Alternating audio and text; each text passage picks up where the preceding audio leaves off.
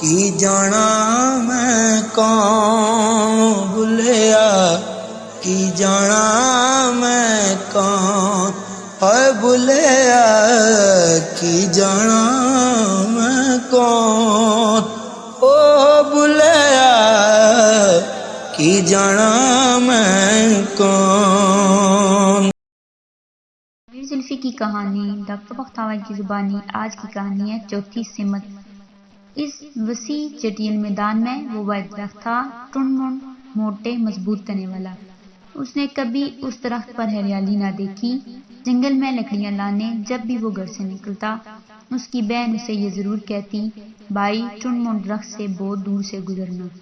لکڑیاں لے کر وہ واپس آتا تو اس کی بہن اسے جو پہلا سوال کرتی وہ یہی ہوتا کہ بھائی ٹنڈ منڈ درخت سے ہٹ کر گزرتے تھے نا۔ جنگل جانے والی پگڈنڈی اس چٹیل میدان کے قریب سے گزرتی تھی۔ گاؤں کا کوئی شخص بھی جنگل آتے جاتے اس چٹیل میدان میں سے نہیں گزرتا تھا۔ کہنے کو تو وہ کہہ جاتا کہ وہ کبھی بھی ٹنڈ منڈ درخت کے قریب سے نہیں گزرا، لیکن وہ ہر روز آتے جاتے ٹنڈ منڈ درخت کو آگ لگا کر آتا۔ اس نے اکثر درخت پر سیاہ پانی کی چوڑی پتلی لکیریں سی دیکھی تھی۔ جس درخت پر یہ ہوں وہاں شیطان پیشاب کرتا ہے، جس سے یہ لکیریں بن جاتی ہیں۔ اس کے ذہن میں بار بار خیال آتا کہ شیطان آ کر درختوں پر ہی کیوں پیشاب کرتا ہے۔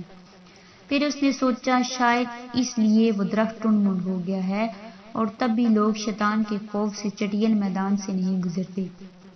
اس نے بارہا ارادہ کیا کہ وہ اپنی بہن سے پوچھے کہ وہ اسے ٹنڈ منڈ درخت کے پاس سے گزرنے کو کیوں منع کرتی ہے، لیکن پھر اسے حوصلہ نہ ہوا۔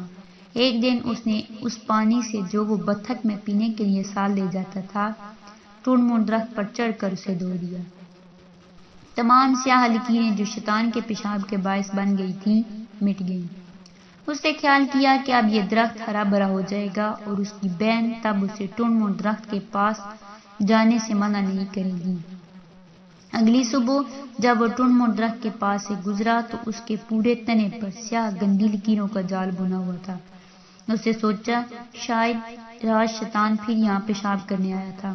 اس نے اپنی بطخ سے پانی گرایا اور لکیریں مٹانے کی کوشش کی، لیکن اب کہ وہ ایک بھی لکیر مٹانے میں کامیاب نہ ہو سکا۔ اس پر اسے بڑی حیرانی ہوئی۔ تب اس نے رات چلتے چلتے سوچا کہ اگر زور کی بارش ہو جائے تو تمام درخت گندی لکیروں سے دھل کر صاف ہو جائے گا۔ اللہ کا کرنا ایسا ہوا کہ رات خوب مینہ برسا، ہر شے جل تھل ہو گئی۔ جب وہ لکڑیاں لینے جنگل جانے لگا تو اس کی بہن نے اسے جنگل جانے سے روک دیا۔ اس کا کہنا تھا کہ بارش کے بعد جنگلی ندی خوب بہہ رہی ہوگی، جس سے گزر کر جنگل جانا مشکل ہوگا۔ اس نے اسے کہا تم ندی میں بہہ جاؤ گے، ویسے بھی لکڑیاں آج گیلی ہوں گی، لہٰذا آج تم جنگل نہیں جا سکتے۔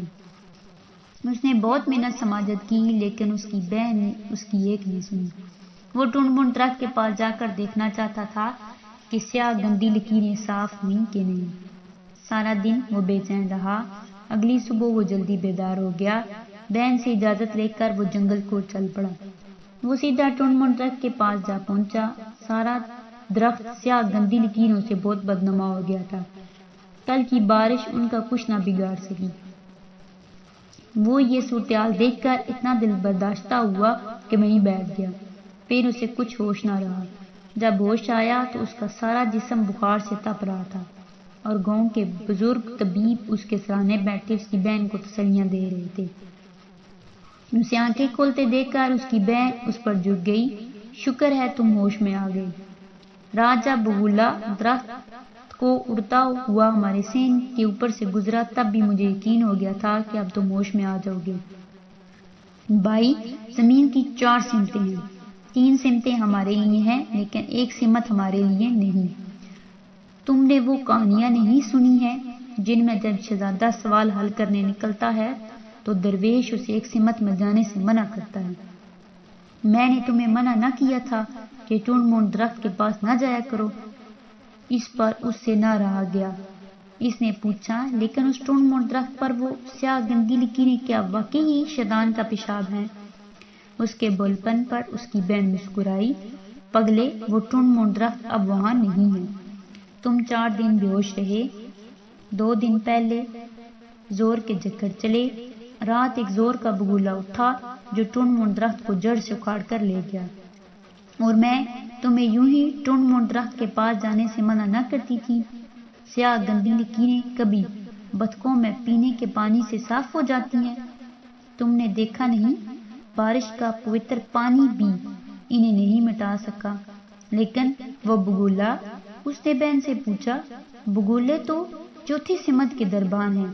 جب زمین پر شیطان اور اس کے ساتھیوں کا غلبہ بڑھتا ہے، جب بطخوں میں رکھا پینے کا پانی سیاہ گندی لکیریں دھونے سے قاصر ہو جاتا ہے، تب ٹنڈ منڈ درخت بانجھ ہو جاتے ہیں، تو یہ بگولے شیطان کے ٹھکانے یوں ہی تہ و بالا کر دیتے ہیں۔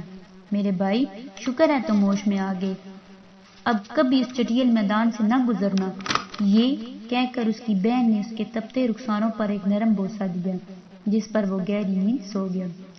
اگلی صبح تک جب اسے گھر کے لیے جنگل سے لکڑیاں لانا تھی، اب جب بھی وہ چٹیل میدان کے پاس سے گزرتا ہے، وہ جان بوجھ کر ٹنڈ منڈ درخت کے گڑھے کی طرف بھی نہیں دیکھتا کہ اب اسے یہ حقیقت معلوم ہو چکی ہے کہ چوتھی سمت کی حفاظت بگولے کرتے ہیں۔